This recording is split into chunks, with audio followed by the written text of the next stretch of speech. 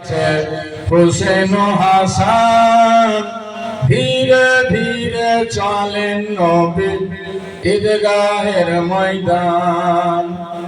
কাল সকালে ঈদের নামাজ পড়ব মা জননী, এখনো কি নতুন জামা কিনা মোদের হয়নি।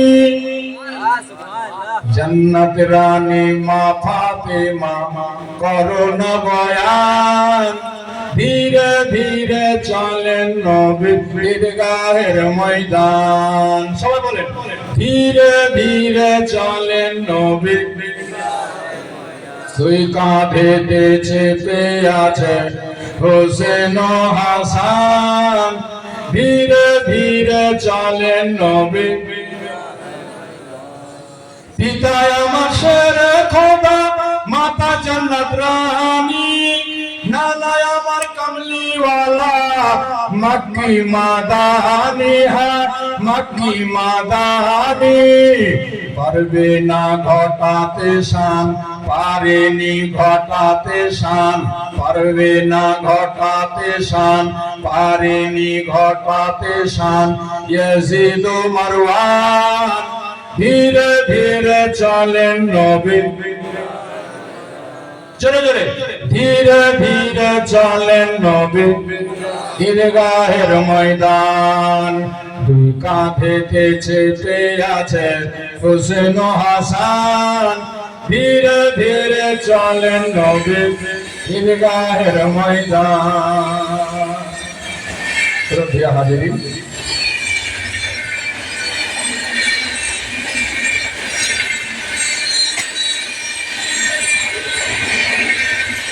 এক নয় দুই নয়, পরপর তিনজন আওলাদে রাসূলের পাক জুবান থেকে খুব দামি দামি কথা আপনারা শুনে নিয়েছেন। ভাই আমার মতো বক্তা এখন আর বক্তব্য দেওয়ার কোনো প্রয়োজনই নেই, আর আমি বক্তব্য দিতে আসিও নি।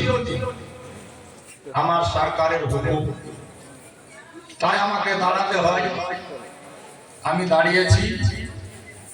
এ দেখেন, আপনারা জানেন আজকে 19 জন ছেলে আশরাফুল উলুম আরবিক ইনস্টিটিউট থেকে পাগড়ি পাবে ইনশাআল্লাহ।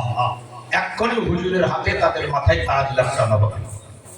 কোরআন পাকের একটা আয়াত পড়েছে, তার তরজমাটা শুনুন। আল্লাহ পাক বলেন,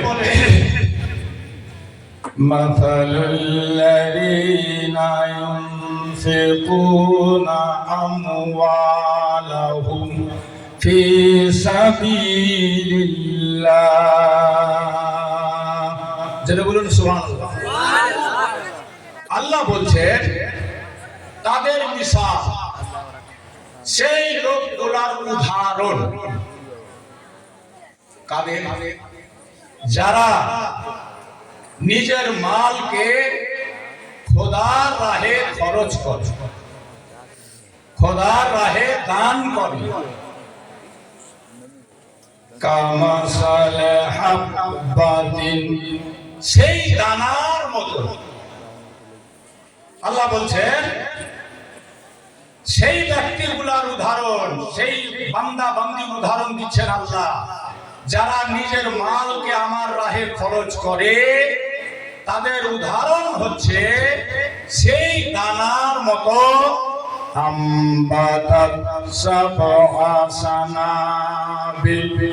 যে একটি দানা থেকে 7টি শীষ তৈরি হয়।